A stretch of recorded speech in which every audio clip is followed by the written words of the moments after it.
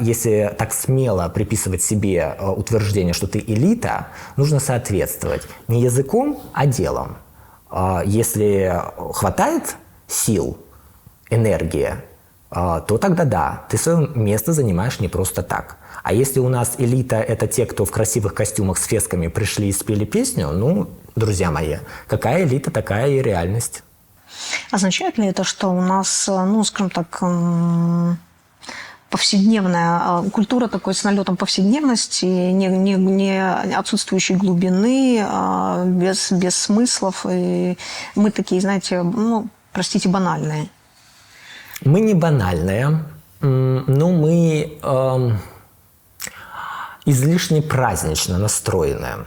Знаете, вот опять же повторюсь, я не против музыкантов, я не против композиторов, я не против хайтармы, я не против борьбы куреш. Но когда это сводится только к этому, у меня возникают вопросы. Потому что культура народа, ну и вообще сам народ, он держится на литературе.